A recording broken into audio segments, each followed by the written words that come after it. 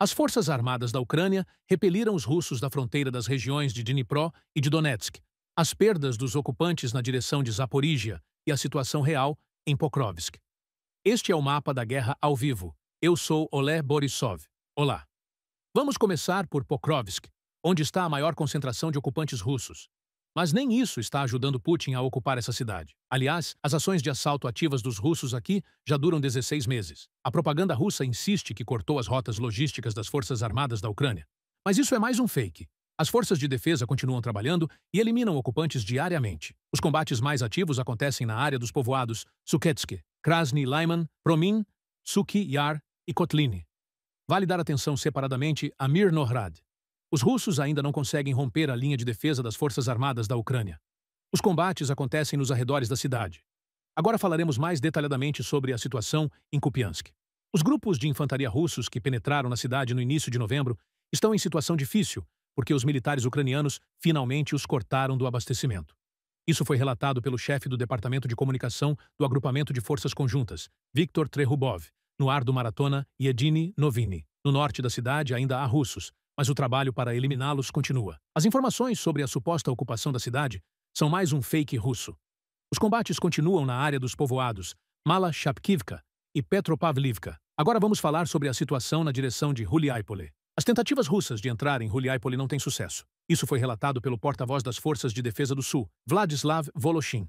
A situação é bem difícil. O inimigo não interrompe as ações de assalto. Está tentando empurrar as forças de defesa da Ucrânia.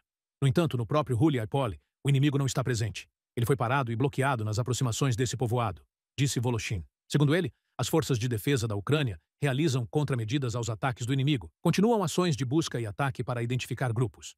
Combates são registrados na área dos povoados Doblopilha, Varvarivka e Solodki. Seguimos e falamos com mais detalhes sobre a direção de Kostiantynivka. Aqui os ocupantes russos tentam atacar as posições das forças de defesa, mas todos os ataques são repelidos. Segundo o Estado-Maior das Forças Armadas da Ucrânia, combates são registrados na área de Oleksandro-Shultiny, Sherbinivka, Pleshchiivka e Rusin Yar.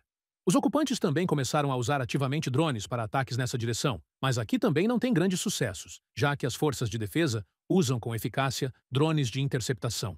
Este vídeo foi compartilhado pelos militares da 28ª Brigada Mecanizada, separada nomeada Litsari Zimovoho Pokhodu. Nele se registra a destruição no ar de drones russos do tipo Molnia. Também há trabalho eficaz contra alvos dos ocupantes em terra, entre eles pessoal, equipamento pesado e a destruição de um abrigo dos ocupantes. Os combates continuam. As forças de defesa contêm o inimigo. E mais detalhadamente estes e outros temas discutiremos com Dmytro Snehirev, analista militar e político. Dmytro, olá. Conte sobre a situação em Pokrovsk, já que os ocupantes russos ainda não conseguiram capturar essa cidade. Além disso, deve-se notar que Pokrovsk desapareceu do campo informativo nos meios de comunicação russos e nas declarações da alta liderança político-militar do país ocupante. E isso é o indicador mais claro de que todas as declarações anteriores do chefe do Estado-Maior das Forças Armadas do país ocupante, Gerasimov, sobre o cerco operacional do agrupamento ucraniano em Pokrovsk, que, segundo o militar russo, contaria até 31 batalhões, acabaram sendo, como sempre, nada mais do que blefe. O que está acontecendo agora em Pokrovsk? Combates no centro da cidade, esta é a região da zona industrial, o microdistrito Denas, a parte sul e a parte norte de Pokrovsk. Os ocupantes tentam avançar em direção a Horishiny para tomar sob controle direto as localizações das forças de defesa da Ucrânia. Mas também deve-se notar as ações bem-sucedidas dos nossos defensores. Em primeiro lugar, trata-se das ações das unidades especiais das Forças de Operações Especiais e da Direção Principal de Inteligência do Ministério da Defesa da Ucrânia, que realizam atividades de reconhecimento e busca com o objetivo de detectar e destruir pequenos grupos de assalto do inimigo. E quão eficaz isso é, podemos julgar até pelos canais russos. Agora, nos canais russos, estão sendo ativamente publicados vídeos de apelos ao ditador russo feitos pelas mães dos militares da 74ª Brigada Motorizada. Assim, a mãe de um dos militares relata que, de um pequeno grupo de assalto que contava 14 pessoas, somente o seu filho saiu diretamente de Pokrovsk. Os demais estão mortos. Além disso, a mãe desse militar russo observa que o filho dela teve de percorrer 12 quilômetros a pé, e quando ele chegou diretamente ao local de sua unidade militar, o comandante o colocou diante do fato. Ou ele volta para lá, novamente a pé, ou ele é zerado, isto é, executado diretamente nos pontos de deslocamento temporário das tropas russas. E é bastante significativo. Eu gostaria de citar os canais russos que testemunham o estado moral e psicológico das tropas russas. Sergei Yaroshev, apelido Yaga, que na quinta-feira matou 7 companheiros do 83º Regimento Motorizado, já está sendo procurado por todos os canais oficiais. Não conseguiram abafar esse caso. Mais uma vez lembramos, o rapaz está com os nervos no limite, já que ele retornou recentemente do cativeiro. Ele pode ser muito perigoso, muito perigoso. Este é o apelo dos militares russos a respeito, respectivamente, das ações desse indivíduo, 7 militares mortos. Isso é bastante revelador. E agora sobre as perdas gerais dos ocupantes russos em Pokrovsk.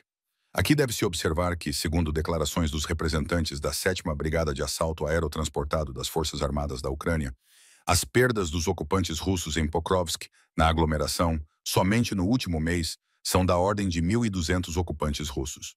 Além disso, na própria Pokrovsk foram destruídos cerca de 600 ocupantes russos, e mais de 300 são perdas sanitárias. Como vemos, as forças de defesa da Ucrânia realizam atividades de busca e ataque de caráter eficaz com o objetivo de destruir as unidades do exército de ocupação russo. E como vemos, a tática se justifica. Pokrovsk se mantém firme e Mirnohrad, da mesma forma, não está em cerco operacional dos ocupantes russos, como afirmam os canais russos. Outro ponto importante, a nova arma contra as bombas guiadas. O Estado-Maior afirma que mais de uma centena dessas bombas russas já foram derrubadas em apenas um mês. Fale disso com mais detalhes na transmissão. Pela primeira vez, a informação sobre a possibilidade de já haver uso prático de uma arma contra as bombas aéreas guiadas apareceu ainda em março de 2025. Na época, falava-se que, junto com a França e a Alemanha, a indústria de defesa ucraniana desenvolvia tecnologias de detecção e destruição das bombas aéreas guiadas. Lembro que, segundo dados da inteligência ucraniana, o complexo industrial militar russo planeja produzir cerca de 120 mil dessas bombas em 2025. Além disso, trata-se do fato de que, em determinados trechos do front, as tropas de ocupação russas têm a possibilidade de empregar até 300 bombas aéreas guiadas contra as posições dos nossos defensores, o que cria as condições para certos sucessos táticos diretamente na linha de contato. Mas o principal perigo é, respectivamente, o uso dessas bombas aéreas guiadas contra bairros residenciais das cidades ucranianas. São as cidades de primeira linha como Kharkiv, Mykolaiv, Odessa, Dnipro e Zaporizhia. Além disso, trata-se do fato de que, no momento, os russos melhoraram as características tático-técnicas das bombas aéreas guiadas e aumentaram o alcance de destruição para 150 quilômetros. E já no fim de outubro, surge a informação de que os militares ucranianos realizam, em campos de treinamento na França, testes bem-sucedidos de meios de ataque de drones que irão neutralizar, respectivamente, as bombas aéreas guiadas da Rússia. E como vemos, já há aplicação bem-sucedida diretamente na linha de contato. 100 bombas aéreas guiadas já foram destruídas. Isso é um sucesso extremamente sério. E no momento trata-se do escalonamento, respectivamente, dos drones interceptores e do aperfeiçoamento dessa tecnologia, que inclui tanto o componente terrestre quanto o aéreo, além de sistemas de guerra radioeletrônica. Ou seja, detecção, cálculo da trajetória com a ajuda de inteligência artificial e, respectivamente, destruição do meio de ataque. Além disso, o lado russo é forçado a reconhecer o avanço tecnológico da defesa ucraniana. Eles não estavam preparados para essas inovações.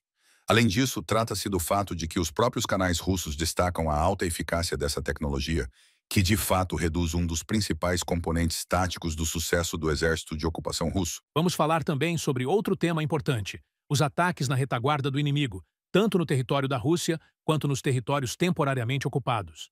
Surgiu a informação de que, em Berdyansk, foi atingida uma concentração de militares da Guarda Nacional da Rússia junto com equipamento. Até que ponto ataques desse tipo minam o potencial ofensivo dos ocupantes? Trata-se de realizar ataques contra o ponto de deslocamento temporário permanente das tropas de ocupação, tanto diretamente na linha de contato quanto na retaguarda operacional. Na linha de contato, deve-se destacar as ações bem-sucedidas das Forças de Operações Especiais no momento de realizar ataques contra locais de concentração de pessoal, em particular da 300ª e 36ª Brigada das Forças Armadas da Rússia, exatamente na direção de Pokrovsk. E segundo as próprias avaliações dos ocupantes, as perdas são contabilizadas em dezenas de ocupantes russos. Respectivamente, operações bem-sucedidas da Direção Principal de Inteligência da Ucrânia para a eliminação de pessoal das tropas de ocupação nos territórios ocupados da Ucrânia. Trata-se também de Berdyansk.